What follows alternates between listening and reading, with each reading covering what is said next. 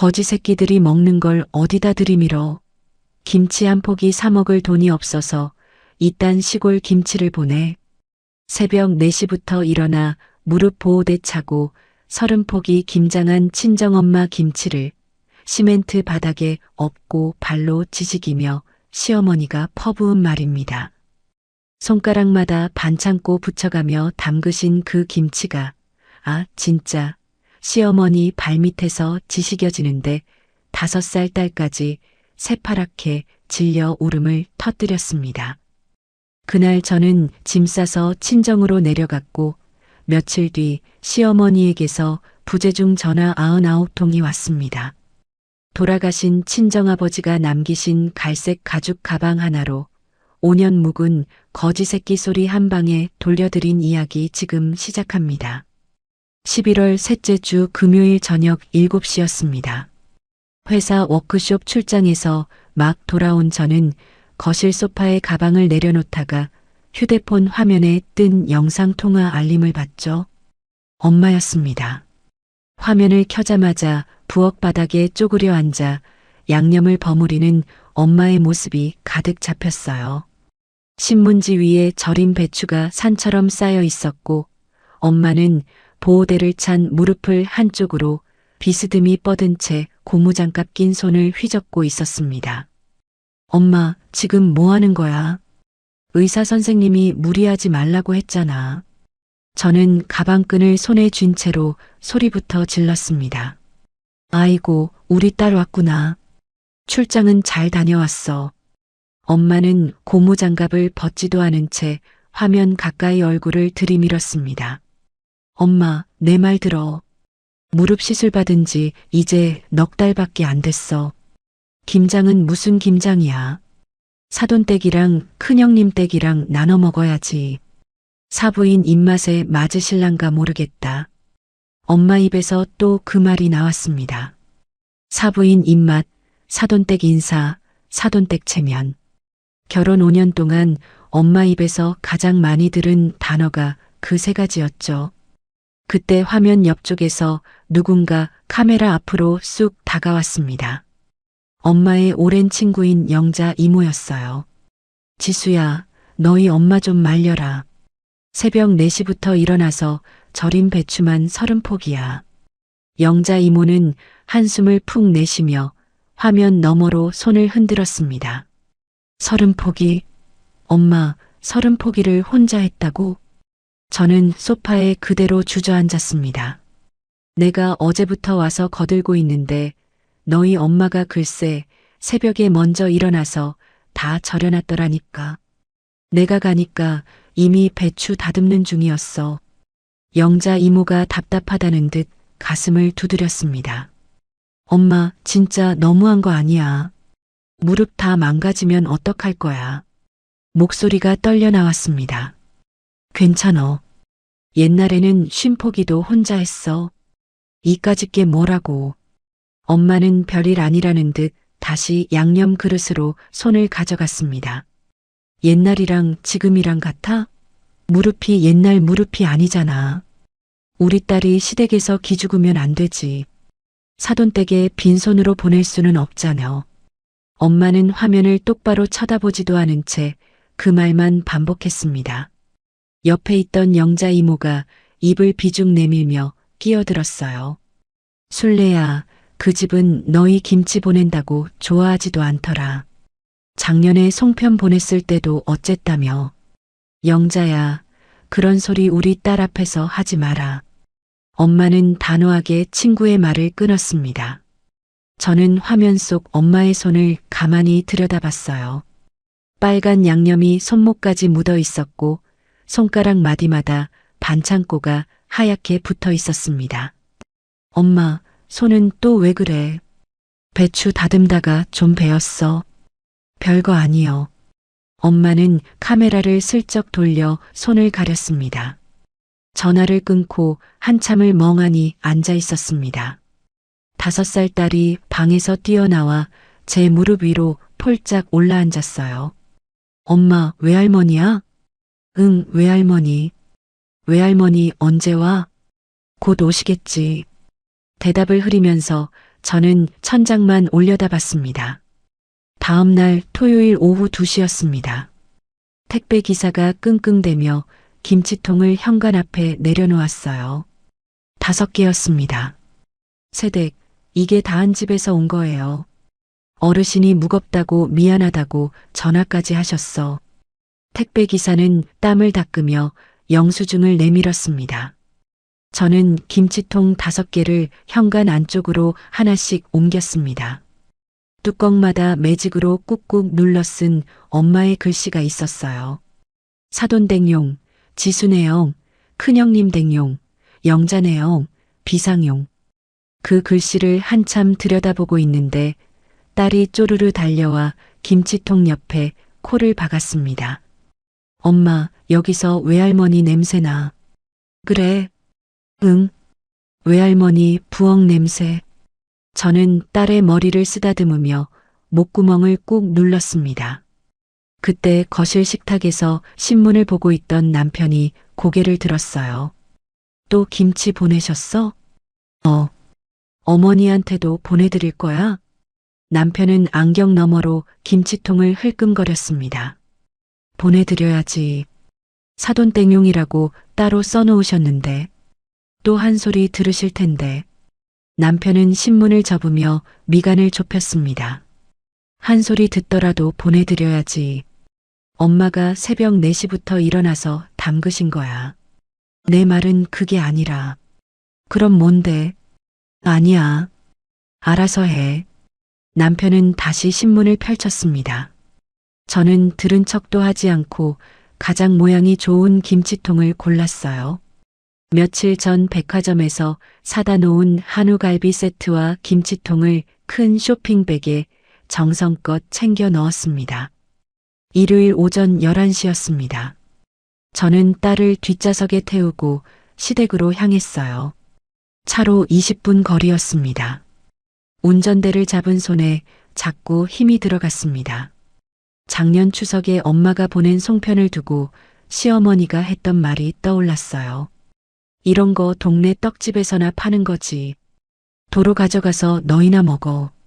재작년 명절에는 친정 김치를 베란다로 내놓으며 그러셨죠. 냄새난다. 우리 집은 백화점 김치만 먹는다. 그 장면들이 줄줄이 머릿속을 지나갔습니다. 엄마, 친할머니 집 다 왔어? 뒷좌석에서 딸이 물었습니다. 응, 거의 다 왔어. 엄마, 나 친할머니 무서워. 왜? 몰라. 그냥 무서워. 저는 백미러로 딸의 얼굴을 흘끔 봤습니다. 5살 아이의 눈에도 보이는 것들이 있구나 싶었어요. 시댁 골목으로 들어서는데 옆집 담장 너머에서 빗자루질을 하던 옆집 할머니가 저를 발견하고 손을 흔들었습니다. 민호네 세댁, 또 시집살이 하러 왔어. 옆집 할머니는 빗자루를 든 채 담장 쪽으로 한 걸음 다가왔습니다. 안녕하세요. 애기 데리고 왔구먼. 어이구, 우리 민서 또 컸네. 감사합니다. 세댁, 오늘도 잘 견뎌. 옆집 할머니는 그 한마디를 남기고 다시 빗자루를 들었습니다. 저는 잠시 골목 한가운데 멈춰 섰어요. 결혼 5년 동안 이 동네 사람들이 저를 어떻게 봐왔는지가 그 한마디에 다 들어 있었습니다. 대문을 열고 들어서자 마당 한가운데 사람들이 모여 있었어요. 시어머니가 명품 가방을 두 손으로 들어 보이고 있었고 큰 동서와 작은 동서가 그 앞에 둘러서 있었습니다. 이거 우리 큰 며느리가 보내준 거야. 백화점에서 새로 나온 거라더라. 시어머니는 가방을 이리저리 돌려가며 자랑하고 있었어요. 저를 발견한 시어머니가 한 박자 늦게 고개를 돌렸습니다. 민호 엄마 왔어? 뜻밖에도 표정이 환했습니다. 안녕하세요, 어머니. 저는 허리를 깊이 숙였어요. 딸도 옆에서 꾸벅 인사를 했습니다. 우리 민서 왔어? 할미한테 와봐. 시어머니는 손을 뻗어 딸을 끌어당겼습니다. 오늘은 괜찮을지도 모르겠다 싶었어요. 저는 두 손으로 쇼핑백을 공손히 내밀었습니다. 어머니, 이거 받으세요. 뭐야, 또 뭘 사왔어? 시어머니는 손사래를 치는 신용을 하면서도 쇼핑백을 받아들었습니다. 한우갈비 세트를 꺼내본 시어머니가 입꼬리를 살짝 올렸어요. 갈비도 들어있네. 한우야? 네, 어머니. 1등급으로 골랐어요. 우리 며느리 센스 있네. 그때 시어머니가 쇼핑백 바닥에 남은 김치통을 살짝 들어 무게를 가늠했습니다. 이건 뭐야? 김치야? 네. 친정엄마가 직접 담그신 김장김치예요. 그 순간이었습니다. 시어머니의 얼굴에서 미소가 사라지는 게 보였어요. 입꼬리가 묘하게 비틀리더니 갈비 세트를 든 손과 김치통을 든 손의 무게가 확연히 달라 보였습니다.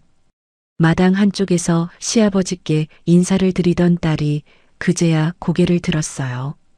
저는 다음 말을 꺼내지 못했습니다. 시어머니가 김치통을 든 채 천천히 마당 한가운데로 걸어갔어요. 두 동서가 영문을 모른 채 시선을 따라 움직였습니다. 어머니, 그거. 저는 한 발짝 다가갔다가 시어머니의 굳은 옆얼굴을 보고 그 자리에 멈춰 섰습니다. 시어머니의 손가락이 김치통 뚜껑 가장자리를 천천히 더듬었어요. 마당 시멘트 바닥에 그림자가 길게 드리워졌습니다. 담장 너머에서 옆집 할머니의 빗자루질 소리가 또각또각 들려오고 있었죠. 쾅! 김치통이 시멘트 바닥에 부딪히는 소리가 마당 전체를 흔들었습니다. 빨간 양념이 사방으로 튀었어요. 배추 포기가 시멘트 위로 굴러떨어졌고 국물이 제 흰 운동화 코앞까지 흘러왔습니다. 어머니, 저는 두 손으로 입을 틀어막았어요. 시어머니가 한쪽 발을 들어 김치 더미를 꾹 밟았습니다. 한 번, 두 번, 세 번. 배추 잎이 시멘트 바닥에 지지겨졌어요. 이게 무슨 짓이야? 시아버지가 마당 쪽으로 한 걸음 다가오며 외쳤습니다. 어머님, 어머님 왜 그러세요? 큰 동서가 떨리는 목소리로 끼어들었어요. 작은 동서는 시선을 바닥으로 떨군 채 두 손만 맞잡고 있었습니다. 시어머니가 마당 수도가로 성큼성큼 걸어가 호스를 집어들었어요. 발에 묻은 김치 국물을 씻어내면서 호스를 휙휙 흔들었습니다. 거지 새끼들이 먹는 걸 어디다 들이밀어. 시어머니의 목소리가 단독주택 마당의 벽돌담을 타고 골목 전체로 퍼졌어요. 김치 한 포기 사 먹을 돈이 없어서 이딴 시골 김치를 보내. 저는 그 자리에 굳어 움직이지 못했습니다. 귀에서 윙 하는 소리가 났어요. 머리가 핑 돌았습니다. 마당 한쪽에 서 있던 딸이 새파랗게 질린 얼굴로 저를 쳐다봤어요. 엄마, 외할머니 김치. 딸이 울음을 터뜨렸습니다.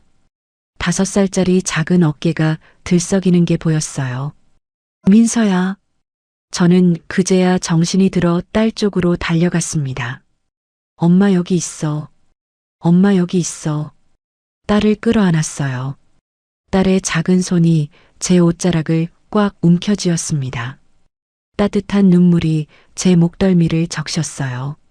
여보, 애 보는 데서 뭐 하는 거야? 시아버지가 시어머니 쪽으로 한 걸음 더 다가서며 작게 중얼거렸습니다. 평소 같으면 한마디도 못하시던 분이었어요.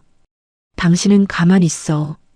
시어머니가 호스를 든 채 시아버지를 향해 소리쳤습니다. 시아버지는 입을 다물고 한 걸음 물러섰어요. 시어머니의 분은 가라앉지 않았습니다. 마당에 흩어진 김치를 발끝으로 또 한 번 차며 목소리를 높였어요. 내가 명색이 교장 사모님인데 어디서 이런 시골뜨기 김치를 사돈이라고 보내? 시어머니의 얼굴이 시뻘개져 있었습니다. 교장 사모님 입에 들어갈 음식인지 아닌지 분간도 못하는 사람들이야. 우리 집안이 어떤 집안인지 알기나 해. 저는 딸을 품에 안은 채 천천히 고개를 들었어요. 5년이었습니다. 5년 동안 저는 이 마당에서 단 한 번도 고개를 똑바로 든 적이 없었어요. 엄마가 가르친 대로 사돈댁이 우선이라는 말을 새기며 다 삼켰죠. 송편을 떡집 떡이라고 비웃을 때도, 김치를 베란다로 내놓을 때도, 명절마다 봉투를 요구할 때도. 그런데 그 김치가 지금 시멘트 바닥에 지시겨져 있었어요. 새벽 4시에 일어나 보호대를 찬 무릎으로 절였던 그 김치가 손가락마다 반창고를 붙여가며 양념을 버무렸던 그 김치가. 저는 한 손으로 휴대폰을 꺼냈습니다. 손이 떨려서 잠금화면이 한 번에 풀리지 않았어요. 2번, 3번 시도한 끝에 겨우 동영상 버튼을 눌렀습니다. 마당 한가운데를 화면에 담았어요. 엎어진 김치통, 지니겨진 배추, 호스를 든 시어머니의 모습이 차례로 화면에 들어왔습니다. 민우 엄마, 너 지금 뭐 하는 거야? 시어머니가 호스를 내던지고 제 쪽으로 달려왔어요. 휴대폰 1이네. 시어머니의 손이 제 휴대폰을 향해 뻗어왔습니다. 저는 한 걸음 뒤로 물러섰어요. 딸을 안은 팔에 힘을 주고 또 한 걸음 물러섰습니다. 민우 엄마, 너 지금 시어미한테 카메라를 들이대? 시어머니의 목소리가 갈라졌어요. 이게 어디서 배워먹은 버르장머리야. 저는 그 한마디에도 휴대폰을 내리지 않았습니다. 화면에 시어머니의 일그러진 얼굴이 그대로 잡혔어요. 어머니, 저 갈게요. 저는 그 한마디만 남기고 대문 쪽으로 돌아섰습니다. 어디가? 너 인연 어디가? 시어머니가 등 뒤에서 소리쳤어요. 저는 뒤돌아보지 않았습니다. 딸의 작은 몸이 제 가슴에 안겨 들썩이고 있었어요. 운동화 위에 묻은 김칫국물이 발걸음을 옮길 때마다 시멘트 바닥에 빨간 자국을 남겼습니다. 대문을 막 나서는데 담장 너머에서 옆집 할머니의 목소리가 들렸어요. 민호네 새댁, 잠깐만. 옆집 할머니가 빗자루를 내려놓고 골목 쪽으로 뛰어나왔습니다. 손에는 휴대폰이 들려 있었어요. 새댁, 내가 다 봤어. 다 들었어. 옆집 할머니가 제 팔을 꽉 잡았습니다. 우리 집 마당에 CCTV 달려 있는 거 알지? 거기에 다 찍혔어. 할머니, 필요하면 언제든지 말해. 내가 영상 다 뺏어 줄게. 내 휴대폰에도 따로 녹화해뒀어. 옆집 할머니가 제 등을 토닥였어요. 어이구, 우리 민서 좀 봐. 애가 다 봤네. 이를 어쩐다니. 옆집 할머니의 손이 딸의 등을 한번 쓸어주었습니다. 저는 무릎에 힘이 풀려서 그 자리에 주저앉을 뻔했어요. 할머니, 감사합니다. 목소리가 겨우 나왔습니다. 감사는 무슨. 동네 사람들이 다 들었어. 앞집 부녀회장도 마침 산책 나왔다가 다 들었다고. 같이 담장 너머에서 보고 있었어. 저는 간신히 차 문을 열고 딸을 카시트에 앉혔어요. 안전벨트를 채우는 손이 자꾸 빗나갔습니다. 엄마, 외할머니한테 갈까? 딸이 카시트에 앉은 채로 저를 올려다봤어요. 왜 외할머니한테 가고 싶어? 외할머니 김치, 외할머니한테 다시 가져다 줘야지. 친할머니가 다 버렸잖아. 민서야, 외할머니가 새벽에 만들었다며. 외할머니 슬프잖아. 저는 딸의 머리를 한참 동안 쓰다듬었습니다. 5살 아이의 입에서 나온 말이 제 가슴을 쿡 찔렀어요. 차 문을 닫고 운전석에 앉았습니다. 핸들에 이마를 박고 한참을 떨었어요. 숨을 쉬는 게 잘 안 됐습니다. 그때 조수석 문이 벌컥 열렸어요. 남편이었습니다. 뒤늦게 따라 나온 모양이었어요. 너 어디가? 남편이 조수석에 앉으며 물었습니다. 저는 대답하지 않았어요. 지수야, 엄마가 좀 심하셨네. 좀? 저는 그제야 고개를 들었습니다. 좀, 이라고 했어, 지금? 그래도 너무 일 크게 만들지 마. 어머니도 다 너 위해서 그러신 거니까. 저는 천천히 남편의 얼굴을 똑바로 쳐다봤어요. 뭐라고 했어? 어머니가 무슨 마음으로 그러셨겠어. 너 잘 되라고 그러신 거잖아. 김치 한 통 가지고 너무 예민하게 굴지 마. 남편의 입에서 그 말이 나오는 순간 제 안에서 무언가가 뚝 끊어졌어요. 5년이었습니다. 5년 동안 그 말을 몇 번이나 들었는지 셀 수도 없었어요. 엄마가 원래 그러시는 거 한 번만 참아줘. 다 너 위해서 그러신 거. 그 말이 오늘 또 나왔습니다. 마당에 엄마의 김치가 지지겨져 있는 이 순간에도 5살 딸이 새파랗게 질려 울고 있는 이 순간에도 내려. 저는 핸들을 잡은 채 짧게 말했어요. 뭐? 조수석에서 내리라고. 지수야, 너 지금 흥분해서 내려. 목소리가 떨렸지만 또박또박 발음했습니다. 남편이 한참 동안 저를 쳐다봤어요. 진짜 이럴 거야. 내려. 3번째였습니다. 민서는 어떻게 할 건데? 민서는 내가 데리고 가. 어디로? 저는 대답하지 않고 시동을 걸었어요. 남편이 한숨을 내쉬고 조수석 문을 열었습니다. 지수야, 어머니한테 사과는 받아낼게. 일단 집으로 가자. 내려. 남편이 차에서 내리자마자 엑셀을 밟았어요. 백미러로 점점 작아지는 시댁 대문이 보였습니다. 그 앞에 멀뚱히 서 있는 남편의 모습도 함께 작아졌어요. 골목을 빠져나오는데 옆집 할머니가 골목 어귀에서 손을 흔들고 있었습니다. 저는 그 손을 향해 살짝 고개를 숙였어요. 큰 길로 나와 신호대기에 걸렸을 때 저는 핸들에 다시 이마를 박았습니다. 신호등이 빨간색에서 파란색으로 바뀌는데도 한참을 그러고 있었어요. 뒷차가 경적을 울리고 나서야 엑셀을 밟았습니다. 엄마, 어디가? 뒷좌석에서 딸이 다시 물었어요. 외할머니한테. 진짜? 응. 외할머니한테 가자. 외할머니한테 김치 다시 받자. 친할머니가 버린 거 외할머니가 다시 만들어 주실 거야. 그래. 저는 깜빡이를 켜고 경부고속도로 진입로로 핸들을 꺾었어요. 천안까지는 1시간 반이 걸리는 거리였습니다. 운전대를 잡은 손에 김칫국물이 묻어 있는 게 그제야 눈에 들어왔어요.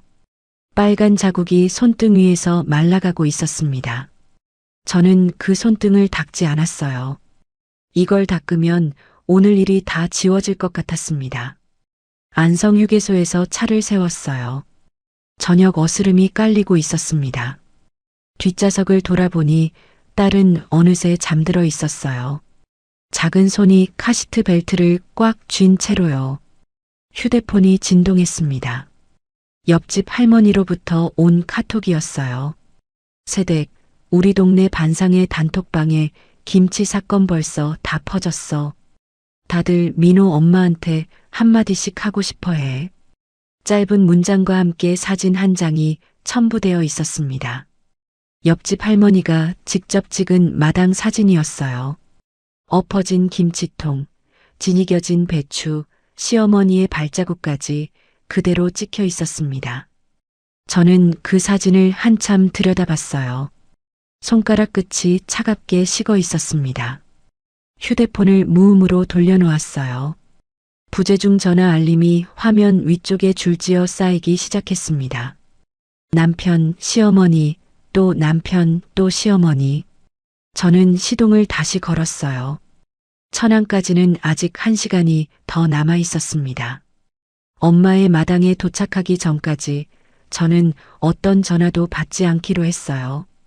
핸들을 잡은 손등 위에서 빨간 자국이 천천히 말라가고 있었습니다.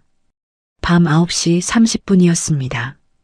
천안 외곽 시골 마을 어귀에 들어서자 헤드라이트 불빛이 익숙한 시멘트 길을 비췄어요. 길가 감나무 가지에 까치밥으로 남겨둔 감 몇 개가 흔들렸습니다. 저는 그제야 숨이 트이는 것 같았어요. 마당 입구에 차를 세웠습니다. 부엌 창문에서 새어나오는 노란 백열등 불빛이 마당까지 길게 늘어져 있었어요. 뒷좌석에서 잠든 딸을 안아 올렸습니다. 딸의 작은 머리가 제 어깨에 폭 묻혔어요. 엄마. 저는 마당으로 들어서며 작게 불렀습니다. 부엌 쪽에서 슬리퍼 끄는 소리가 들렸어요. 아니, 이 시간에. 엄마가 보호대를 찬 무릎을 끌면서 마당까지 나왔습니다. 엄마는 제 얼굴을 보자마자 입을 다물었어요.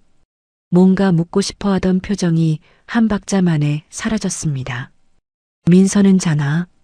엄마가 두 팔을 벌렸어요. 저는 잠든 딸을 엄마에게 넘겼습니다. 우리 강아지, 외할머니 보고 싶었어. 엄마가 딸의 등을 토닥였어요. 딸은 잠결에 엄마의 목에 팔을 둘렀습니다. 엄마, 나왔어. 저는 그제야 한마디를 내뱉었어요. 그래, 잘 왔어. 들어가자. 엄마는 더 묻지 않았습니다. 안방 아랫목에 딸을 눕히고 이불을 덮어주는 엄마의 손길이 조심스러웠어요. 부엌에서 가습을 켜는 소리가 났습니다. 된장찌개 끓는 냄새가 부엌을 가득 채웠어요. 저는 식탁에 앉아 한참을 망설였습니다. 엄마가 뚝배기를 식탁에 내려놓았어요. 먹어. 엄마. 먹고 얘기해. 저는 숟가락을 들었다가 다시 내려놓았습니다. 엄마, 오늘 목구멍이 막혔어요. 시어머니가 김치를 엎으셨어. 엄마가 국자를 든 손을 멈췄습니다. 마당 시멘트 바닥에. 그것도 발로 지니기셨어. 엄마는 가스불 앞에 그대로 서 있었어요. 거지 새끼들이 먹는 거라고. 시골 김치를 어디다 들이미냐고. 동리가 다 듣게 소리치셨어. 저는 그 말을 다 내뱉고 식탁 위에 엎드렸습니다. 엄마는 한참 동안 아무 말도 없었어요. 가습을 끄는 소리가 들렸습니다. 엄마가 식탁 맞은편에 천천히 앉으셨어요. 엄마. 지수야. 엄마가 제 손을 두 손으로 감싸쥐었습니다. 엄마의 손바닥이 거칠게 만져졌어요. 고개를 들어 그 손을 봤습니다. 손가락 마디마다 베이고 까진 상처가 빨갛게 부풀어 있었어요. 반창고가 군데군데 떨어져 있었습니다. 엄마 손이. 지수야, 엄마 좀 봐. 엄마가 제 턱을 살짝 들어 올렸어요. 저는 그제야 엄마의 얼굴을 똑바로 봤습니다. 엄마의 눈에서 눈물이 한 줄기 흘러내렸어요. 평생 제 앞에서 한 번도 우신 적이 없는 엄마였습니다. 엄마, 미안해. 네가 왜 미안해? 내가 잘못해서. 내가 시집을 잘못 가서. 지수야, 그런 말하지 마라. 엄마가 제 손을 더 꽉 잡았어요. 내 잘못 아니다. 단 하나도 내 잘못 아니여. 저는 시댁 마당에서 참았던 울음을 그제야 터뜨렸습니다. 엄마의 손등 위로 제 눈물이 떨어졌어요. 엄마는 제 손을 놓지 않은 채 한참을 그렇게 있었습니다. 새벽 1시가 넘었어요. 저는 안방 한쪽에서 딸 옆에 누웠다가 잠을 이루지 못하고 있었습니다. 옆방에서 부스럭거리는 소리가 났어요. 엄마였습니다. 저는 살며시 일어나 문틈으로 안을 들여다봤어요. 엄마가 옷장 깊숙한 곳에서 갈색 가죽 가방을 꺼내고 있었습니다. 돌아가신 아버지의 손때 묻은 가방이었어요. 5년 동안 그 가방을 다시 본 적이 없었습니다. 엄마는 가방을 거실상 위에 올려놓고 지퍼를 천천히 열었어요. 낡은 다이어리 한 권, 누런 봉투 2개, 손때 묻은 통장 몇 건이 차곡차곡 나왔습니다. 엄마는 그 물건들을 상 위에 가지런히 펼쳐 놓으셨어요. 저는 문을 살며시 열고 거실로 나갔습니다. 엄마 앉아. 지수야, 잠 안 와. 엄마가 다이어리 첫 장을 손가락으로 쓸었어요. 이리 와서 앉아봐. 저는 엄마 옆에 앉았습니다. 상 위에 놓인 다이어리는 표지가 달아 모서리가 동그랗게 굽어 있었어요. 엄마가 다이어리 첫 장을 펼쳐 제게 보여주셨습니다. 이거 봐. 첫 장에는 돌아가신 아버지의 글씨가 적혀 있었어요. 순례야, 사돈댁 일은 무슨 일이 있어도 영수증 꼭 챙겨둬라. 사람 일은 모르는 거다. 저는 그 문장을 한참 동안 들여다봤습니다. 아빠가 쓰신 거야. 그래. 너희 아버지 돌아가시기 사흘 전이었어. 엄마가 다이어리를 한 장 넘기셨어요. 엄마, 이게 다 뭐야? 지수야, 엄마가 오늘은 너한테 다 보여줄란다. 엄마는 누런 봉투 하나를 열어 안에 든 종이를 꺼내셨습니다. 차용증이었어요. 깨끗한 도장이 빨갛게 찍혀 있었고 글씨는 시아버지의 것이었습니다. 5년 전이었어. 너희 시아버지가 우리 집에 직접 오셨어. 언제? 내 아버지 돌아가시기 한 달 전쯤. 영자도 그때 같이 있었어. 엄마가 차용증을 제 앞에 내려놓으셨어요. 저는 도장 위치와 금액을 차례로 봤습니다. 2천만 원. 엄마, 2천만 원? 그래. 급한 사정이 있다고 사정사정하시더라. 무슨 사정이었는데? 그때는 자세히 안 물었어. 사돈어른이 어렵게 입을 떼시는데 캐묻기가 그래서. 엄마가 통장 한 권을 펼치셨어요. 이거 봐. 농협 적금 깬 거. 그때 너희 아버지 병원비 하려고 부어두던 거였어. 저는 입을 다물지 못했습니다. 엄마 아빠 병원비를. 그래. 너희 아버지가 흔쾌히 그러시더라. 사돈일인데 어떻게 안 도와주냐고. 엄마가 또 다른 누런 봉투를 열었어요. 봉투 안에서 작은 종이들이 한 묶음 나왔습니다. 무통장 입금 영수증이었어요. 이건 또 뭐야? 명절마다 사부인이 요구하신 거.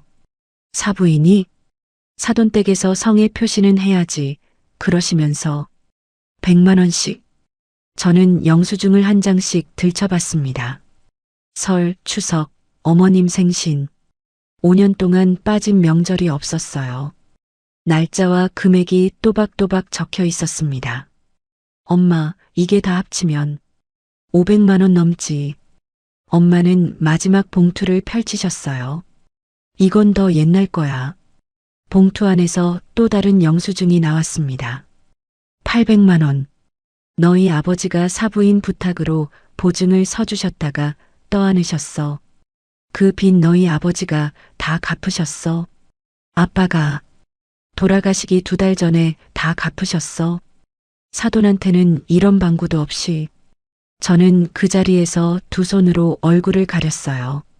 손바닥에서 짠 내가 났습니다. 엄마, 왜 나한테 한 번도 말 안 했어? 말해서 뭐해? 내 시집살이만 더 험해지지. 엄마, 너의 아버지가 그러셨어. 지수가 그 집에서 잘 사는 게 우선이라고. 영수증은 그냥 챙겨두는 거라고. 엄마가 다이어리를 덮으셨어요. 근데 오늘은 좀 다르다. 뭐가? 오늘은 엄마가 가만 안 있을란다. 엄마의 목소리가 달라져 있었어요. 평생 제가 들어본 적 없는 단단한 목소리였습니다. 지수야, 엄마가 가볼란다. 이번엔 엄마가 직접 사부인 만나러 갈란다. 저는 엄마의 얼굴을 가만히 봤어요. 엄마의 등이 평소와 달라 보였습니다. 언제나 굽어 보이던 그 등이 오늘은 곧게 펴져 있었어요. 새벽 5시 30분이었습니다. 동이 트기 시작했어요. 엄마가 부엌으로 들어가 전화기를 드셨습니다. 저는 안방에서 그 통화를 다 들었어요. 영자야, 자나. 엄마의 목소리가 또렷했습니다. 나 술래요. 나 좀 도와줘. 엄마가 한 박자 숨을 들이쉬셨어요. 나 서울 좀 같이 가자. 이번엔 정말 굽히지 않을란다. 저는 이불 속에서 휴대폰을 켰습니다. 부재중 전화가 화면을 가득 채우고 있었어요. 남편 14통, 시어머니 8통, 그리고 옆집 할머니로부터 새로운 카톡 한 통이 있었습니다. 새댁, 동네 분들이 다 새댁 편이래. 민호 어머니가 아까 슈퍼 가셨다가 말도 못 붙이고 돌아오셨대. 저는 그 카톡을 한참 들여다봤어요. 부엌에서는 엄마가 다시 한번 또렷한 목소리로 말씀하고 계셨습니다. 영자야, 8시까지 우리 집으로 와. 옷도 단정한 거 한 벌 가져와라. 엄마의 목소리에 망설임이 없었어요. 저는 휴대폰을 내려놓고 천장을 한참 동안 올려다봤습니다. 아침 8시였습니다. 마당 쪽에서 자동차 엔진 소리가 들렸어요. 영자 이모가 직접 운전해 한 걸음에 달려오셨습니다. 차에서 내리자마자 보따리부터 챙겨 들고 마당으로 들어오셨어요. 술래야. 영자 이모의 목소리가 마당을 울렸습니다. 저는 부엌 창문 너머로 두 분의 모습을 봤어요. 엄마가 앞치마를 두른 채 마당으로 나가셨습니다. 영자야, 일찍도 왔네. 일찍은 무슨, 너 깨워야 하나 했더니 벌써 다 일어나 있구먼. 영자 이모가 보따리를 풀어 마당 평상 위에 펼치셨어요. 단정한 갈색 정장 한 벌과 흰 블라우스, 그리고 까만 구두 한 켤레가 차례로 나왔습니다. 이거 입어. 영자야, 이게 다 뭐여? 그 시골 몸빼 입고 사돈 만나러 가면 또 무시당해. 우리 며느리 결혼식 때 내가 입었던 거요. 영자 이모가 정장 어깨를 탁탁 털어내셨어요. 술래야, 너 오늘 사부인 앞에 똑바로 서야 돼. 옷부터 갖춰 입어. 고맙다, 영자야. 고맙긴. 빨리 갈아입어. 저는 부엌으로 들어와 아침상을 차리는 척하면서 두 분의 대화를 계속 들었어요. 술래야, 그 가방 챙겼지? 챙겼어. 다이어리도 봤어. 5년 전 그날 내가 기억하는 거랑 다 맞더라.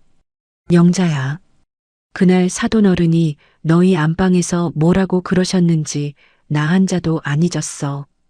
우리 술래한테 2달 안에 갚는다고, 이자도 쳐서 갚는다고 그러셨잖아. 영자 이모의 목소리가 단호했습니다. 내가 그날 안방 문턱에 앉아서 다 들었어. 잊을 수가 있나? 엄마는 잠시 말이 없으셨어요. 다이어리를 한 장 한 장 다시 점검하시는 듯한 소리가 났습니다. 그때 안방에서 딸이 깨어났어요. 엄마. 저는 안방으로 들어가 딸을 안았습니다. 민서야, 잘 잤어. 엄마, 여기 외할머니 집이지. 응. 어젯밤에 우리가 왔잖아. 외할머니는 마당에 영자 할머니랑 같이 계셔. 오늘 뭐해? 저는 잠시 망설였어요. 엄마랑 외할머니랑 영자 이모 할머니랑 다 같이 서울 갈 거야. 친할머니 집에는 안 갈 거지? 5살 아이의 질문이 또렷했습니다. 부엌에서 도마질 소리를 내고 계시던 엄마의 손이 잠시 멈췄어요. 저는 그 소리를 들으며 딸의 머리를 쓰다듬었습니다. 안 가. 진짜 안 가. 진짜 안 가. 민서는 누구 집에 있어? 민서는 큰 외할머니 집에 잠깐 가 있을 거야. 외할머니 사촌이 뭐지? 응. 딸이 고개를 끄덕였어요. 저는 딸을 안고 부엌으로 나왔습니다. 엄마가 도마 앞에 서서 물을 썰고 계셨어요. 민서 일어났구나. 외할머니, 안녕히 주무셨어요. 우리 강아지 잘 잤어. 엄마가 무 한 조각을 입에 넣어주셨습니다. 영자 이모가 마당에서 들어오시며 딸의 머리를 쓰다듬으셨어요. 우리 민서, 이렇게 컸나? 영자 할미 알아보겠어? 네, 알아요. 기특하다. 저는 아침상을 차렸습니다. 미역국, 갈치조림, 무생채. 엄마가 평소 자주 끓이시던 반찬들이었어요.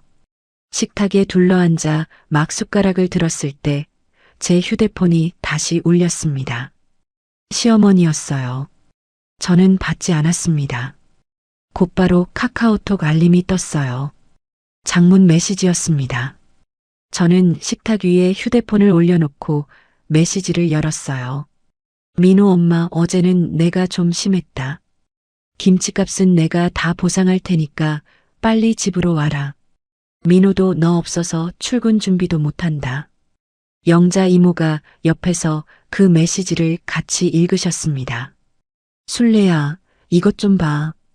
사부인이 김치값을 보상하신단다. 엄마가 숟가락을 내려놓으셨어요. 김치값을. 새벽 4시부터 일어나서 30포기 절인 그 김치값. 그 김치 한 통에 들어간 새벽 4시가 얼마짜린 줄 아실란가. 엄마의 목소리에 헛웃음이 섞여 있었습니다. 술래야, 오늘 가서 그 값 다 받아와. 이자까지 다 쳐서. 영자 이모가 미역국 그릇을 비우시며 말씀하셨어요. 민우 엄마, 어머니 김치값이 아니지. 어머니 무릎값이고, 어머니 손가락값이고, 우리 지수 5년 시집살이 값이지. 저는 그 한마디에 숟가락을 내려놓고 말았습니다. 오전 10시였어요. 엄마는 갈색 정장을 갖춰 입고 거울 앞에 서 계셨습니다. 흰 블라우스 깃을 한 번, 2번 가다듬으셨어요. 영자 이모가 검은 코트를 챙겨 입고 옆에 서 계셨습니다. 저는 차 뒷좌석에 보따리와 다이어리, 그리고 누런 봉투들을 차곡차곡 실었어요. 엄마, 이거 다 가져가. 그래. 하나도 빠뜨리지 마라. 엄마가 거실 상위에 놓인 통장 3권을 다시 한번 확인하셨습니다. 딸은 옆집 사촌 이모 댁에 잠시 맡겨두기로 했어요. 큰 외삼촌 댁에서 직접 차로 데리러 오겠다고 전화가 왔습니다. 마당에서 딸을 큰 외삼촌 차에 태우는데 딸이 제 손을 꼭 잡았어요. 엄마, 일찍 와. 응, 일찍 올게.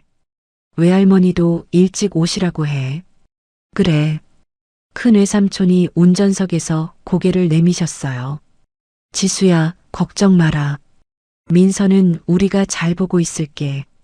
외삼촌, 감사합니다. 누이가 모처럼 큰일 하시는데 우리가 거들어야지. 큰 외삼촌 차가 마당을 빠져나갔어요.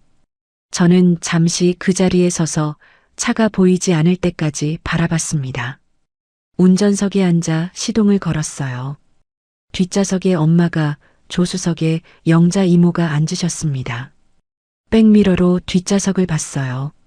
엄마가 무릎 위에 보따리를 단단히 올려놓고 곧게 앉아 계셨습니다. 평생 제가 봐온 엄마의 모습이 아니었어요. 엄마는 늘 어딘가 작아 보이는 사람이었습니다. 오늘은 작아 보이지 않으셨어요. 차가 천안 톨게이트를 지났습니다.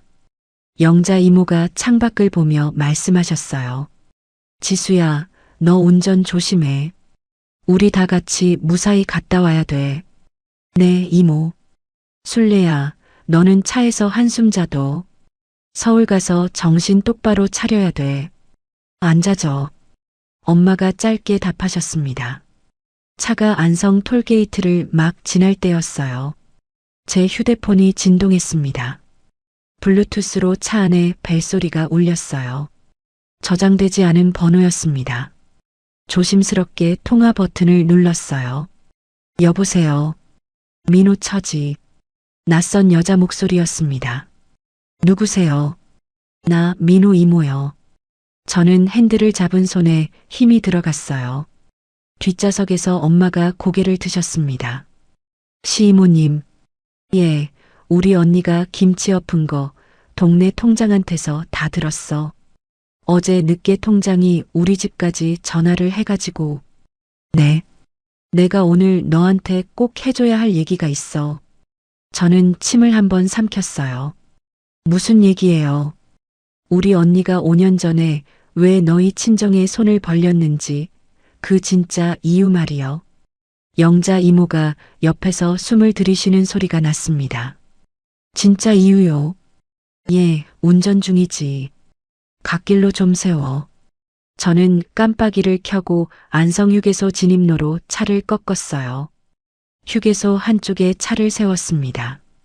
엔진을 끄지 않은 채로 휴대폰을 두 손으로 잡았어요. 말씀하세요. 5년 전에 우리 언니가 비밀로 붙고 있던 개가 있었어. 개요. 부녀의 친구들끼리 모은 사설개요. 개돈이 3천만 원이나 됐어. 저는 핸들을 꽉 잡았어요. 3천만 원. 그게 그냥 개로 끝났으면 됐는데 부녀의 친구 하나가 어디 좋은 펀드가 있다고 끌어들였어. 그래서요. 몽땅 날렸어. 한 푼도 못 건졌어. 저는 입을 다물지 못했습니다. 뒷좌석에서 엄마가 천천히 몸을 앞으로 기울이셨어요. 예, 그게 가짜 펀드였어. 사기였어. 어머님이 그걸 모르고. 그래. 부녀의 친구 말만 믿고 갯돈을 다 넣었어. 그게 다 사라진 거지. 시이모님의 목소리가 작아졌어요. 우리 언니가 그 사실을 형부한테 들킬까봐 평생 교장 사모님 자존심으로 사신 분이 그 망신을 못 견디시고 그래서 너희 친정에 손을 벌리신 거요. 저는 한참 동안 말을 잇지 못했어요. 뒷좌석에서 엄마가 짧게 한숨을 내쉬셨습니다. 예, 나는 이거 최근에야 알았어. 우리 언니가 술 한 잔 드시고 우리 집에서 흘리신 말 가지고 내가 짜맞춰 본 거야. 시이모님, 너 오늘 어디 가는 길이지? 서울 가는 길이에요. 우리 언니 만나러. 네. 그럼 잘 됐다. 나도 지금 언니 집으로 가는 중이요. 거기서 보자. 전화가 끊겼어요. 저는 한참 동안 운전대에 두 손을 올려놓고 가만히 있었습니다. 뒷좌석에서 엄마의 목소리가 들렸어요. 지수야, 출발해. 엄마. 엄마는 다 짐작하고 있었어. 오늘 다 풀어내자. 엄마의 목소리는 흔들리지 않았습니다.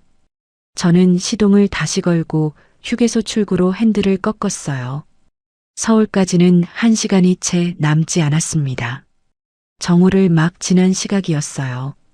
제 차는 시댁이 있는 골목 입구에 들어섰습니다. 뒷좌석에서 엄마가 정장 매무새를 한 번 더 가다듬으셨어요. 영자 이모가 백미러로 엄마를 보시며 한마디 하셨습니다. 술래야, 허리 펴고 들어가. 펴고 있어. 엄마가 보따리를 무릎 위에 단단히 올려놓으셨어요. 골목 끝 시댁 대문이 보였습니다. 대문 옆 담장에서 옆집 할머니가 빨래를 널고 계셨어요. 저를 발견하자마자 빨래 집게를 손에 든 채 까치발로 뛰어나오셨습니다. 저는 차를 골목 한쪽에 세웠어요. 문을 열고 내리는데 옆집 할머니가 가장 먼저 엄마 쪽으로 다가오셨습니다. 어르신, 어르신이세요. 옆집 할머니가 두 손으로 엄마의 손을 꼭 잡으셨어요. 네, 지수 엄마입니다. 엄마가 짧게 답하셨습니다. 어르신, 어제 일은 내가 다 봤어요. 우리 집 CCTV에도 다 찍혔어요. 동네 사람들도 다 알아요. 옆집 할머니의 목소리가 떨렸어요. 엄마의 손도 잠시 흔들리는 듯 했습니다. 엄마는 곧 허리를 펴셨어요. 감사합니다, 통장님. 감사는요. 내가 진작 새댁한테 한마디라도 거들었어야 했는데. 옆집 할머니가 영자 이모에게도 고개를 숙이셨습니다. 이쪽은 누구신지. 나 술래 친구 영자라고 합니다. 먼 길 오셨어요. 잘 오셨어요.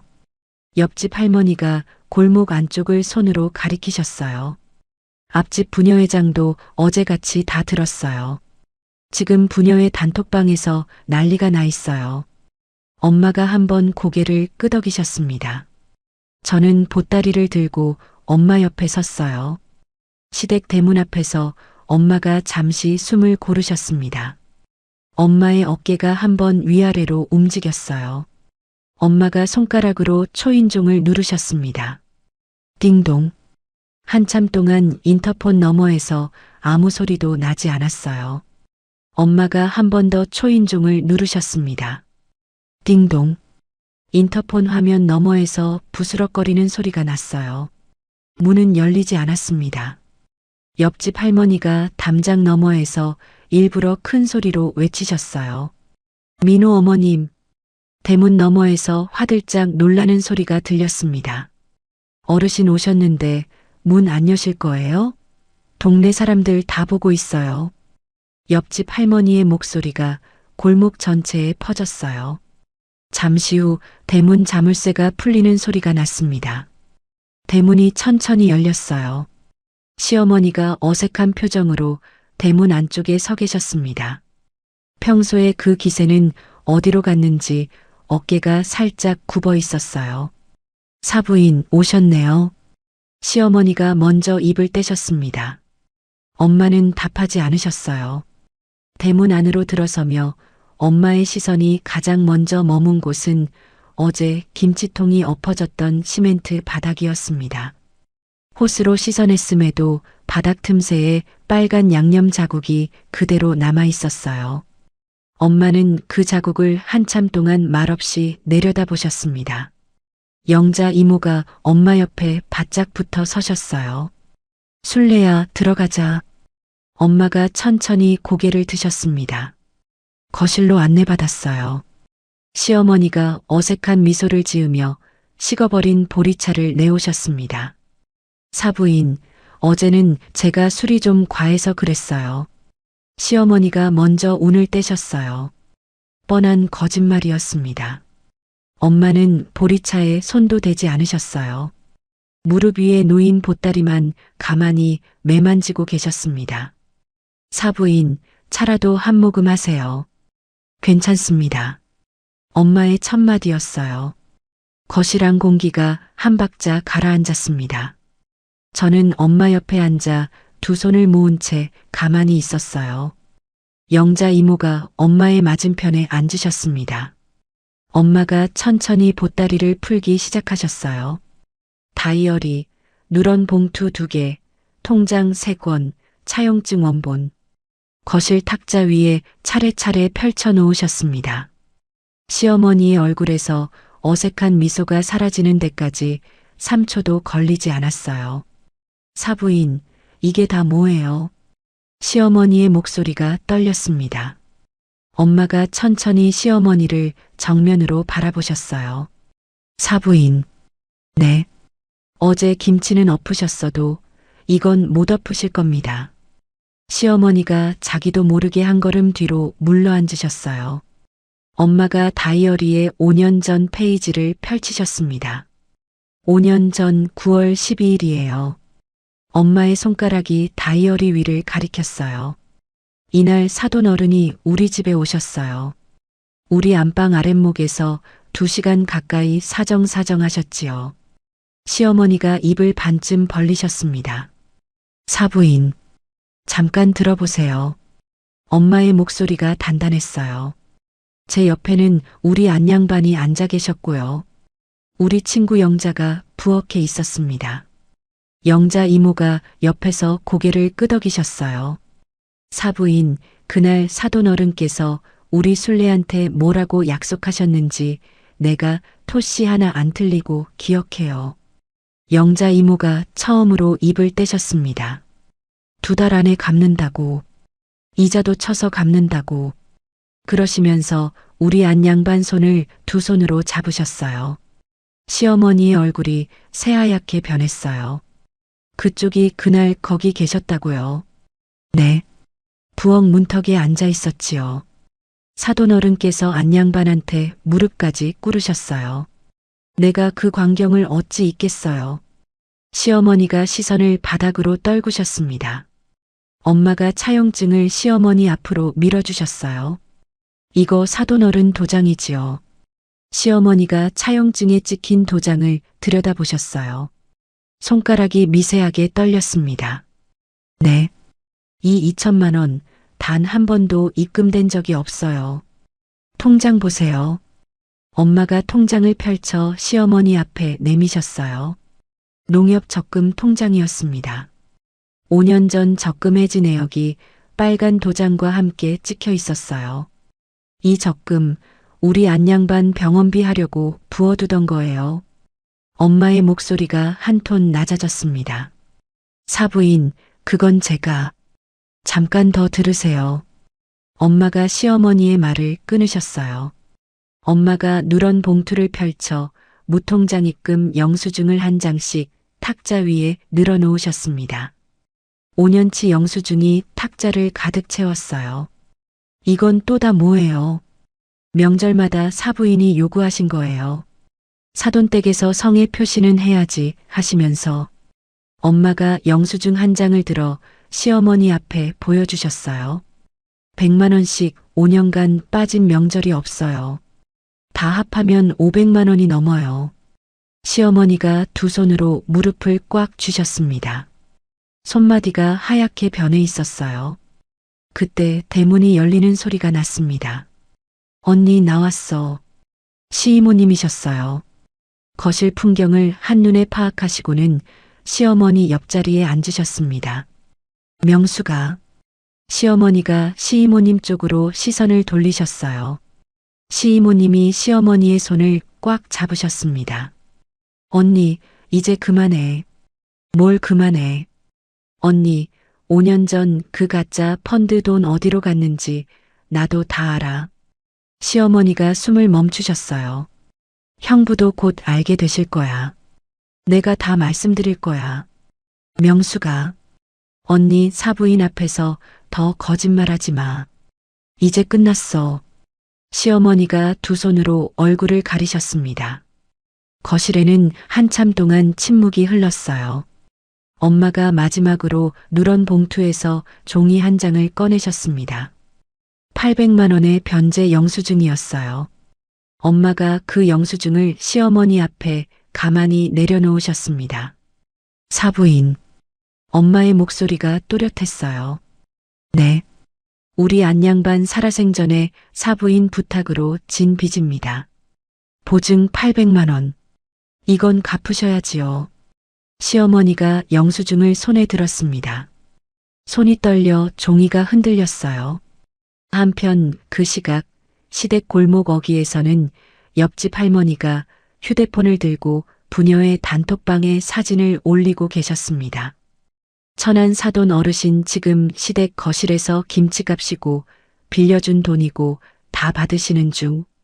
답장이 1분 만에 30개가 넘게 달렸어요. 거실 안에서는 시어머니가 영수증을 손에 든 채 고개를 떨구고 계셨습니다. 엄마는 그 모습을 가만히 바라보고 계셨어요. 영자 이모가 엄마의 어깨에 손을 살짝 얹으셨습니다. 저는 무릎 위에 놓인 두 손을 꽉 쥔 채 그 광경을 지켜봤어요.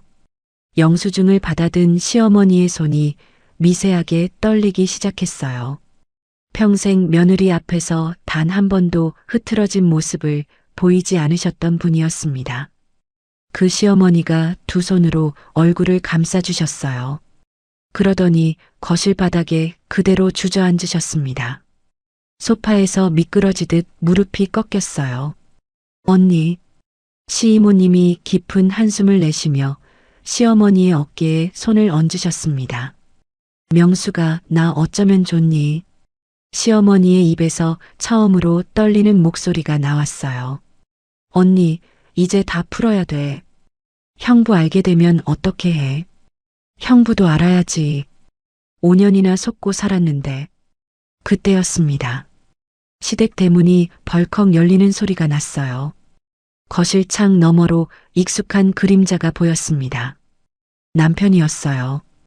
회사에서 반차를 내고 달려온 모양이었습니다.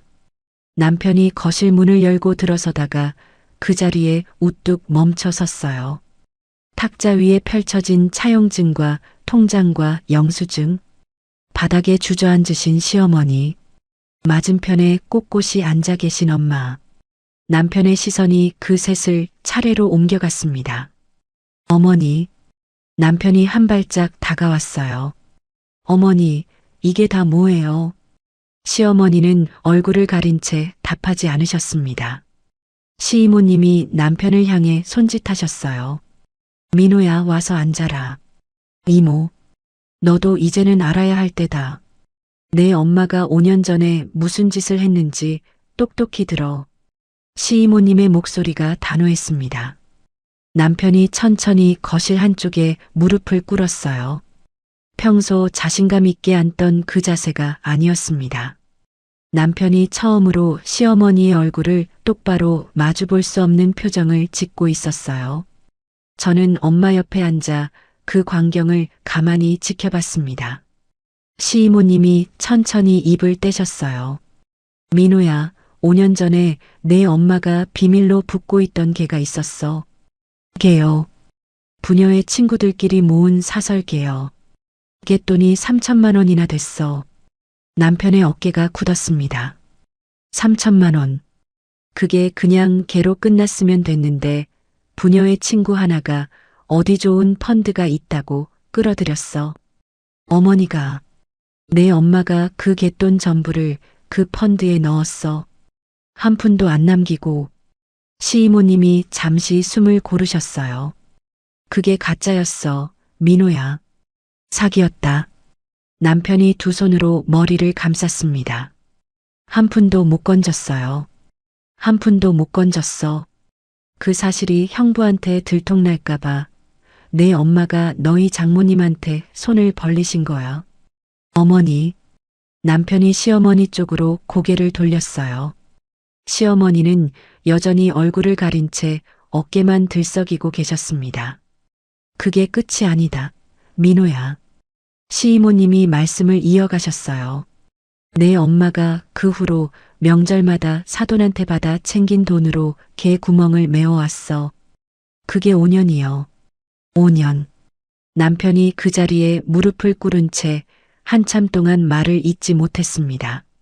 남편이 결혼 5년 내내 묵인해온 모든 장면이 머릿속에서 한꺼번에 재생되는 듯한 표정이었어요. 엄마가 보내신 송편이 떡집 떡 취급을 받던 장면. 친정 김치가 베란다로 내쫓기던 장면. 명절마다 시어머니가 며느리 앞에서 봉투를 요구하던 장면. 남편이 처음으로 입을 열었어요. 엄마, 어떻게 이러실 수가 있어요? 시어머니가 그제야 얼굴을 가린 손을 떼셨습니다. 눈이 빨갛게 부어 있었어요. 민호야, 엄마는. 엄마, 아무 말도 하지 마요.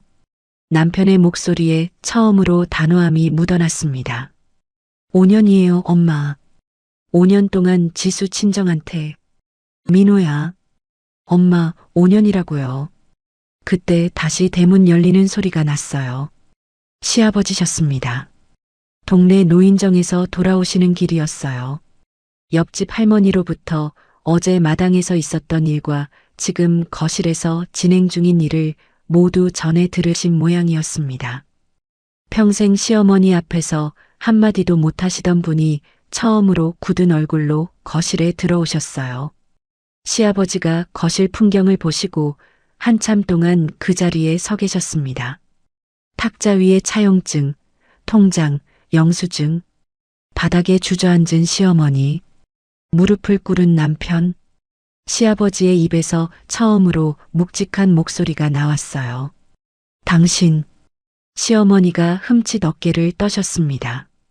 여보, 당신 그동안 사돈한테 그렇게 못되게 굴면서 뒤로는 돈을 받아왔단 말이야. 시아버지의 목소리가 거실 천장을 울렸어요. 내가 명색이 평생 교편 잡고 교장까지 한 사람인데. 여보, 저는. 이게 무슨 망신이야. 시아버지가 한 번 더 목소리를 높이셨습니다. 시어머니가 시아버지 앞에 그대로 무릎을 꿇으셨어요. 여보, 잘못했어요. 제가 죽을 죄를 졌어요. 잘못은 사돈한테 빌어. 사돈한테. 시아버지가 손가락으로 엄마 쪽을 가리키셨습니다. 시어머니가 무릎걸음으로 엄마 앞에 다가오셨어요. 사부인 잘못했습니다. 시어머니의 머리가 거실 바닥에 닿았습니다. 엄마는 그 모습을 가만히 내려다보셨어요. 영자 이모가 옆에서 짧게 한숨을 내쉬셨습니다. 엄마가 천천히 자리에서 일어나셨어요. 사돈어른 사부인. 엄마의 목소리가 단단했습니다. 저는 오늘 싸우러 온 게 아닙니다. 엄마가 미리 준비해 오신 종이 한 장을 탁자 위에 올리셨어요. 차용증 사본과 계좌번호가 적힌 종이었습니다. 빌려드린 돈 2천만 원, 우리 안양반 보증 빚 800만 원. 엄마가 손가락으로 하나씩 짚으셨어요. 그동안 명절마다 받아가신 돈은 더 이상 묻지 않을 테니 원금만 정리해 주십시오. 시아버지가 떨리는 손으로 그 종이를 받으셨습니다. 사부인, 저희가 사부인 뵐 면목이 없습니다. 이자도 5년치 다 계산하셔서 보내주세요.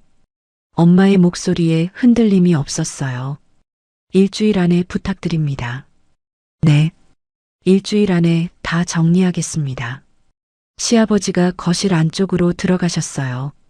잠시 후 통장과 도장을 들고 다시 나오셨습니다. 여보, 통장 다 가져와. 적금이고 정기예금이고 다 가져와. 시아버지의 목소리가 차가웠어요.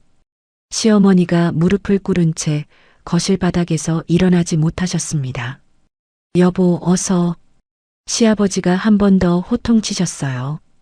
시어머니가 그제야 비틀거리며 일어나 안방으로 들어가셨습니다. 시아버지가 엄마 쪽으로 돌아서셨어요. 사부인, 일주일 안에 다 보내드리겠습니다. 5년치 이자까지 다 쳐서요.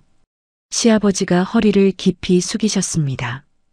우리 집사람이 한 짓에 대해 제가 사부인께 정식으로 사과드립니다.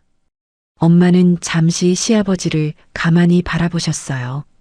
사돈어른. 네. 고개 드세요. 그 자리가 사돈어른 자리가 아닙니다. 엄마의 목소리에 처음으로 한 톤 부드러움이 묻어났어요. 시아버지가 천천히 고개를 드셨습니다. 엄마가 다이어리와 봉투들을 다시 보따리에 차곡차곡 챙기셨어요. 영자 이모가 옆에서 거두셨습니다. 남편이 무릎을 꿇은 채로 엄마 쪽으로 몸을 돌렸어요. 장모님, 엄마는 답하지 않으셨습니다. 장모님, 제가. 김서방. 엄마가 손을 들어 남편의 말을 끊으셨어요. 오늘은 자네하고 할 얘기 아니요. 오늘은 사돈어른하고 사부인하고 풀 일이요. 남편이 입을 다물었습니다. 엄마가 보따리를 들고 자리에서 일어나셨어요. 영자 이모와 저도 따라 일어났습니다. 시어머니가 안방에서 통장 한 묶음을 들고 나오셨어요. 엄마는 시어머니 쪽을 한번 보시고는 거실 문 쪽으로 걸음을 옮기셨습니다. 사부인. 엄마가 거실 문 앞에서 잠시 멈춰 서셨어요. 시어머니는 답하지 못하셨습니다. 우리 양반이 사부인 앞에서 어떻게 사정사정하셨는지 평생 잊지 마세요. 엄마는 그 한마디만 남기고 거실을 나오셨어요. 저는 엄마의 뒤를 따라 나왔습니다. 대문 밖에서 옆집 할머니가 골목 어귀까지 따라 나오셨어요. 엄마의 손을 다시 한번 꼭 잡아주셨습니다. 어르신, 잘하셨어요. 엄마가 처음으로 옅은 미소를 지으셨어요. 차에 올라타기 직전 엄마가 제 어깨를 한번 두드리셨습니다. 지수야. 응, 엄마. 이제 엄마가 좀 시원하다. 너희 아버지한테도 면이 좀 선 것 같다. 저는 운전석에 앉아 한참 동안 시동을 걸지 못했어요. 백미러로 시댁 대문이 보였습니다. 5년 동안 저를 작아지게 만들던 그 대문이 오늘은 작아 보였어요. 일주일이 흘렀어요. 수요일 오전 10시였습니다. 저는 친정 안방에서 딸과 함께 늦은 아침을 먹고 있었어요. 휴대폰이 짧게 진동했습니다. 통장 입금 알림이었어요. 화면을 켜자 숫자가 떴습니다. 3천만 원이 조금 넘는 금액이었어요. 원금의 5년치 이자까지 정확히 더해진 액수였습니다. 저는 휴대폰을 들고 부엌으로 갔어요. 엄마가 설거지를 하고 계셨습니다. 엄마, 들어왔어. 뭐가? 사돈어른이 보내신 거. 엄마가 고무장갑을 벗으셨어요. 화면을 들여다보시던 엄마의 입가에 옅은 미소가 번졌습니다. 약속은 지키시는 분이요. 엄마, 이거 어떻게 할 거야? 내 아버지 산소 손볼 거 있고 우리 집 보일러도 새 것으로 바꿀란다. 엄마가 다시 고무장갑을 끼셨어요. 나머지는 우리 민서 학자금으로 넣어둘란다. 엄마, 됐다. 그 얘기는 그만하자. 엄마가 다시 설거지를 시작하셨어요. 저는 안방으로 돌아왔습니다. 휴대폰 화면 위쪽에 부재중 전화 알림이 줄지어 쌓여 있었어요. 엄지손가락으로 화면을 천천히 내렸습니다. 시어머니의 부재중 전화가 99통이었어요. 장문 카톡도 30개가 넘었습니다. 저는 카톡 메시지를 처음부터 시간순으로 읽어내려갔어요. 첫 번째 메시지는 단단한 호통이었습니다. 민호 엄마, 빨리 와서 이 사태 수습해. 다음 메시지는 그 다음 날이었어요.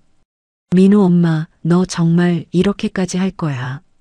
그 다음 사흘이 지난 메시지에서는 어조가 바뀌었습니다. 민호 엄마, 어머니가 잘못 생각했다. 한 번만 만나주라. 마지막 메시지는 어제 새벽 2시에 와 있었어요. 지수야, 어머니가 잘못했다. 제발 한 번만 만나주라. 동네에서 얼굴을 못 들고 다니겠다. 저는 그 마지막 메시지를 한참 들여다봤습니다. 답장은 하지 않았어요. 오후 2시쯤 시이모님으로부터 전화가 걸려왔습니다. 민호댁. 네, 시이모님. 형님이 요새 집 밖을 못 나오신다. 왜요? 통장 할머니가 동네 부녀회에 사건 다 알린 뒤로 마트도 못 가고 미용실도 못 가고 저는 휴대폰을 두 손으로 잡았어요. 부녀회장이 어제 임시회의를 열어서 형님 부녀회 임원직을 박탈했어. 임원직이요. 30년 부녀회 활동 한순간에 다 날아갔어. 시이모님의 목소리에 한숨이 섞였습니다. 민호댁, 형부도 단단히 결심하셨더라. 네. 오늘 아침에 형님 통장이고 적금이고 다 꺼내서 형부 앞에 펼치라고 하셨다더라. 5년 동안 어디다 얼마를 썼는지 한 푼도 빠짐없이 다 적어와. 우리 집 재정은 오늘부로 내가 관리한다. 그러시면서 저는 작게 한숨을 내쉬었어요. 민호댁, 너는 너대로 잘 정리해라. 형님 일은 형부가 다 책임지신다. 네, 시이모님. 감사합니다. 감사는 무슨. 진작 이렇게 했어야 하는 건데. 전화를 끊고 저는 마당으로 나갔어요. 겨울 햇볕이 마당에 길게 깔려 있었습니다. 엄마가 마당 한쪽에서 김장독을 손보고 계셨어요. 저는 평상에 걸터 앉아 엄마의 등을 한참 동안 봤습니다. 엄마의 등은 더 이상 굽어 보이지 않았어요. 다음 날 목요일 아침이었습니다. 마당 쪽에서 자동차 엔진 소리가 들렸어요. 저는 부엌 창문 너머로 마당을 봤습니다. 남편이었어요. 회사에 연차를 내고 직접 천안까지 내려온 모양이었습니다. 남편이 차에서 내려 마당으로 들어왔어요. 손에는 약과 한 상자와 호박 한 덩어리가 들려 있었습니다. 엄마가 마당으로 나오셨어요. 남편이 엄마 앞에 그대로 무릎을 꿇었습니다. 장모님, 엄마는 답하지 않으셨어요. 장모님, 제가 그동안 너무 모자랐습니다. 남편의 목소리가 마당에 또렷이 울렸습니다. 어머니가 잘못하신 거 다 알면서도 못 본 척했습니다. 엄마가 두 손을 앞치마에 닦으셨어요. 지수한테 한 번도 어머니 편이 아닌 적이 없었습니다. 남편이 머리를 마당 바닥에 닿을 듯이 숙였습니다. 엄마는 한참 동안 남편을 내려다보셨어요. 김서방. 네, 장모님. 마당에 무릎 꿇지 마라. 일어서서 말해라. 장모님. 엄마는 사위가 마당에 무릎 꿇는 거 보고 싶지 않다. 남편이 천천히 일어났어요. 엄마가 평상 쪽으로 손짓하셨습니다. 이리 와서 앉아. 남편이 평상 한쪽에 어색하게 걸터 앉았어요. 저는 부엌에서 차를 한 잔 들고 나갔습니다. 따뜻한 보리차였어요. 엄마가 평상 위에 보리차를 2잔 놓으셨어요. 남편 앞에 한 잔, 엄마 앞에 한 잔. 김서방. 네. 자니가 잘못한 거보다 자네, 어머니가 잘못한 게 더 크다. 엄마의 목소리가 차분했어요. 하지만 우리 지수랑 민서한테 자니가 앞으로 어떻게 하느냐에 따라 자네 인생도 달라질 거야. 장모님, 다 새기겠습니다. 새기는 거 말고 행동으로 보여줘라. 엄마가 보리차를 한 모금 드셨어요. 말로 하는 사과는 이제 우리 집에서 안 통한다. 남편이 두 손으로 보리찻잔을 잡았어요. 손이 살짝 떨리고 있었습니다. 저는 평상 옆에 잠시 서 있다가 부엌으로 들어왔어요. 엄마와 남편 사이에 오가는 침묵이 마당 위로 길게 깔렸습니다. 저녁이 되어 남편과 저는 안방에서 마주 앉았어요. 5년 만에 처음으로 결혼 생활 전체를 처음부터 끝까지 다시 점검하는 자리였습니다. 남편이 먼저 입을 떼셨어요. 지수야, 나 진짜 잘못했다. 너 결혼하고 5년 동안 한 번도 우리 엄마 편 안 든 적이 없어. 그게 너한테 어떻게 보였을지 이제 알겠어. 당신 진짜 몰랐어. 몰랐다고 하면 핑계지. 알면서도 모른 척했어. 남편이 두 손으로 무릎을 짚었어요. 앞으로 어머니랑은 어떤 동거래도 안 할 거야. 명절 봉투도 생활비도 아무것도.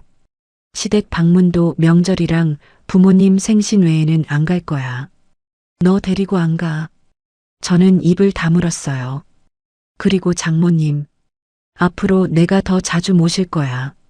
주말마다 내려와서 거들 거야. 당신. 지수야, 한 번만 기회 줘. 남편이 처음으로 제 손을 잡았어요. 5년 만에 그 손이 따뜻하게 느껴졌습니다. 기회는 한 번만이야. 한 번이면 충분해. 저는 그제야 작게 고개를 끄덕였어요. 한편 그 시각 시댁 동네에서는 옆집 할머니가 부녀의 단톡방에 CCTV 영상과 사진을 다시 한번 공유하고 계셨습니다. 평소 시어머니께 시달려 온 동네 어른들이 한마디씩 보태셨어요. 시어머니가 30년간 쌓아온 동네 평판이 일주일 만에 모조리 무너지고 있었습니다. 다시 일주일이 지난 토요일이었어요. 시어머니로부터 한 통의 전화가 걸려왔습니다. 이번에는 엄마에게로요. 엄마가 부엌에서 그 전화를 받으셨어요. 사부인. 엄마가 한 박자 숨을 들이쉬셨습니다. 사부인, 천안 오시는 건 사부인 평판에도 좋지 않습니다. 엄마의 목소리가 정중했지만 분명했어요. 사돈일은 이미 다 정리됐으니 오시지 않아도 됩니다. 엄마가 짧게 마무리하시고 전화를 끊으셨습니다. 그날 밤 저는 엄마와 마당 평상에 나란히 앉아 별을 올려다봤어요.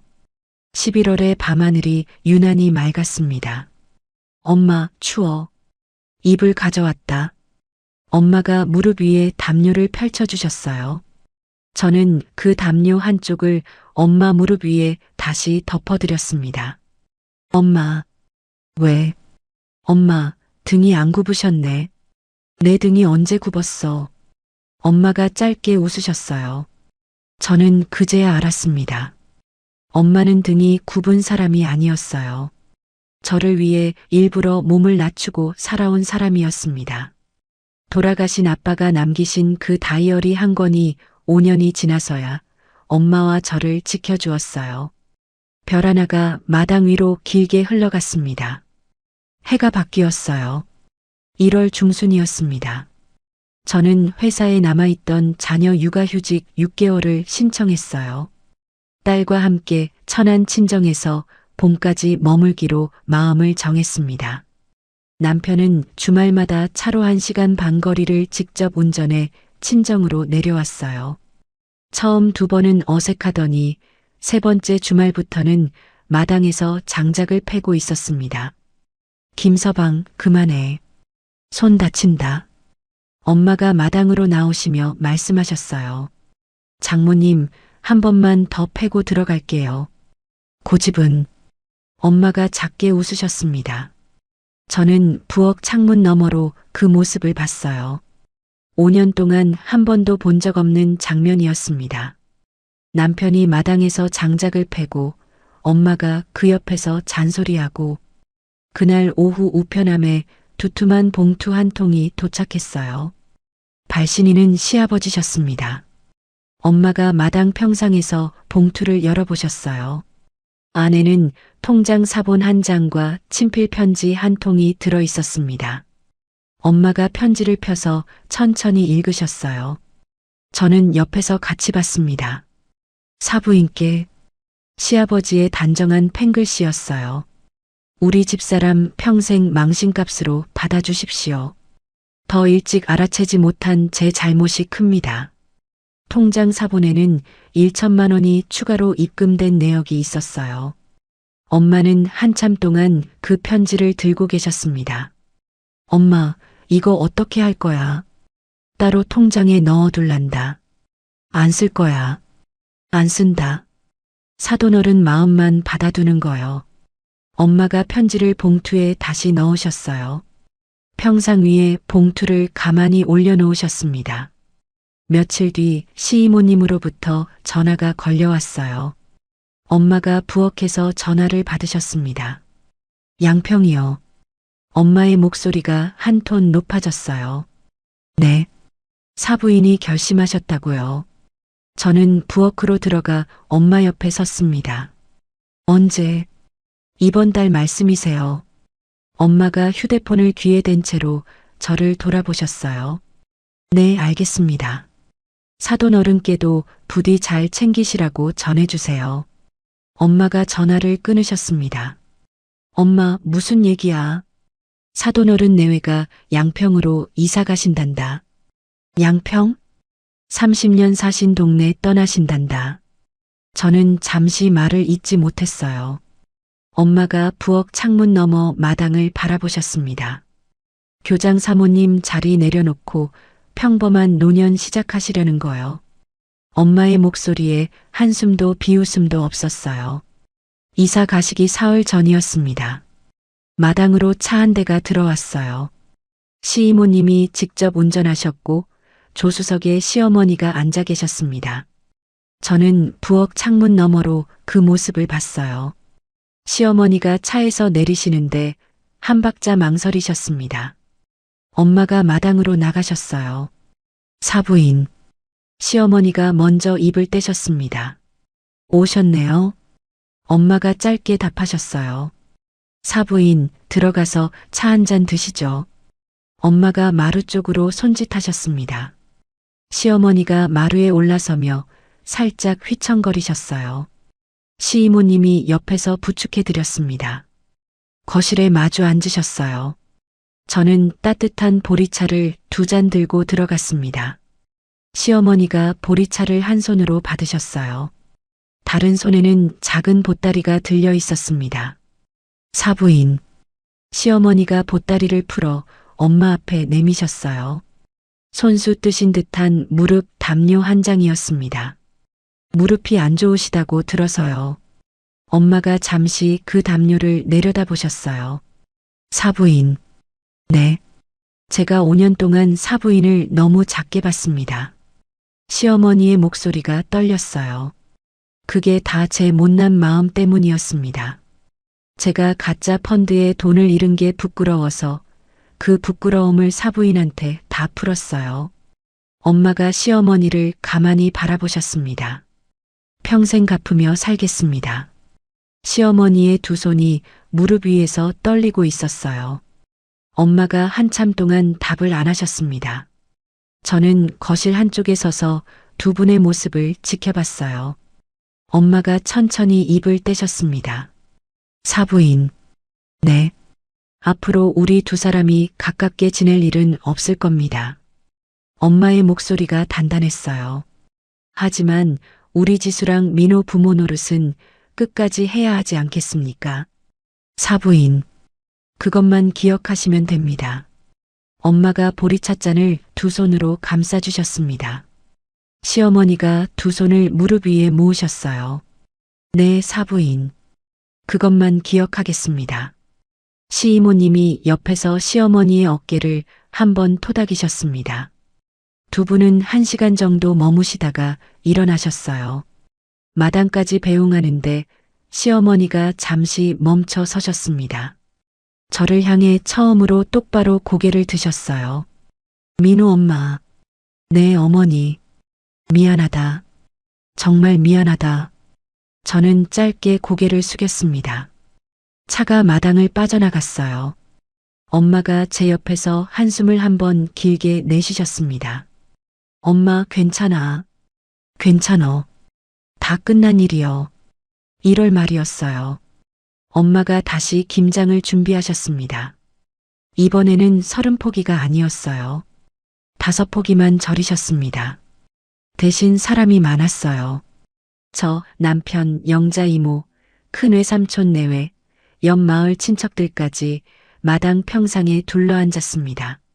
술래야, 양념 좀 더 진하게 해라. 영자 이모가 양념 그릇을 휘저으며 말씀하셨어요. 진하게 했어. 더 진하면 맵다. 우리 민서가 맵다고 했어. 민서야, 그래도 한 입만 먹어봐. 엄마가 갓 버무린 김치 한 조각을 딸 입에 넣어주셨어요. 맛있어. 딸이 양념이 묻은 손을 흔들었습니다. 마당이 웃음소리로 가득 찼어요. 큰 외숙모가 절인 배추를 한 포기 들어 올리시며 말씀하셨습니다. 술래야, 너희 김치는 양념이 진해서 맛있어. 형님, 그렇게 말씀해 주시니까 감사하지요. 엄마가 큰 외숙모께 김치 한 조각을 건네셨어요. 남편이 그 옆에서 배추를 다듬고 있었습니다. 서툴렀어요. 엄마가 옆에서 한 번씩 손을 잡아주셨습니다. 김서방, 배추 다듬을 땐 이렇게 심을 깊이 파야 양념이 잘 배. 네, 장모님. 남편이 진지한 표정으로 배추를 들여다봤어요. 저는 그 모습을 사진으로 한 장 찍었습니다.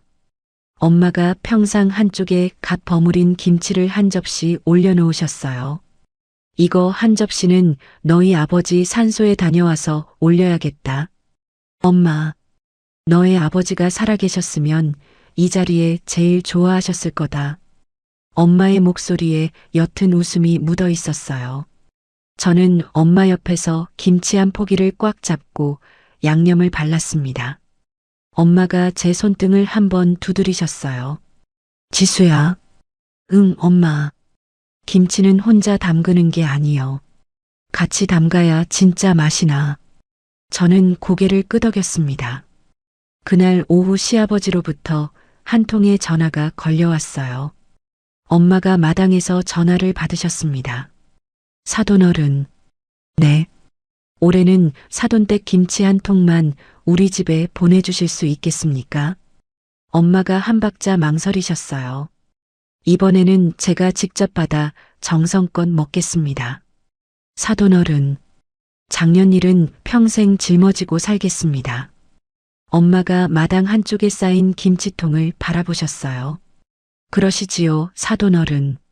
엄마의 목소리에 따뜻함이 묻어났습니다. 일주일 뒤 양평 새 주소로 김치 한 통을 보냈어요. 엄마가 김치통 위에 짧은 편지 한 장을 동봉하셨습니다. 사돈어른. 엄마의 손글씨였어요. 이 김치는 사부인이 아니라 사돈어른께 보내는 것입니다. 우리 양반 목까지 맛있게 드십시오. 저는 그 편지를 한참 동안 들여다봤습니다. 엄마가 봉투를 김치통 위에 테이프로 단단히 붙이셨어요. 그날 저녁 마당 평상에 엄마와 남편과 딸이 나란히 앉아 있었습니다. 갓 담근 김치에 수육을 싸먹는 자리였어요. 저는 엄마 옆에 앉아 김치 한 조각을 입에 넣었습니다. 엄마의 김치 맛이 그대로 있었어요. 5년 동안 시댁 식탁에 한 번도 오르지 못한 그 맛이었습니다. 엄마. 왜? 엄마 김치 맛있어. 엄마가 짧게 웃으셨어요. 저는 평상 한쪽에 앉으신 엄마의 어깨를 가만히 봤습니다. 평생 굽은 등으로 보였던 그 어깨가 그날따라 유난히 넓어 보였어요. 저는 5년 만에 처음으로 누구의 며느리가 아니었습니다. 누구의 딸로 그 자리에 앉아 있었어요. 겨울 햇볕이 마당에 길게 내려앉고 있었습니다. 여기까지 들어주신 여러분, 오늘 제 이야기 어떠셨나요? 마당 시멘트 바닥에 엎어진 김치통을 보던 그 순간, 저는 5년 동안 삼켜온 모든 말이 한꺼번에 목구멍까지 올라왔습니다. 그런데 정작 저를 일으켜 세운 건 돌아가신 친정아버지가 5년 전에 남기신 그 한마디였어요. 사람 일은 모르는 거다. 영수증은 꼭 챙겨두라는 그 당부 하나가 친정엄마와 저를 지켜주었습니다. 지금 이 영상을 보고 계신 분 중에 사돈댁 눈치 보느라 친정 마음 한번 제대로 챙겨드리지 못한 분 계실 거예요. 며느리라는 자리 때문에 딸 노릇 못하고 사신 분 분명히 계실 겁니다. 오늘만큼은 친정 엄마한테 전화 한 통 드려보세요. 엄마 손에 묻은 반창고가 누구를 위한 건지 우리는 다 알잖아요. 여러분의 친정 엄마가 평생 굽혀 살아오신 그 등 한 번쯤은 우리가 펴드릴 차례입니다. 오늘 이야기가 마음에 닿으셨다면 좋아요와 댓글로 응원 부탁드릴게요. 다음 이야기로 또 찾아뵙겠습니다.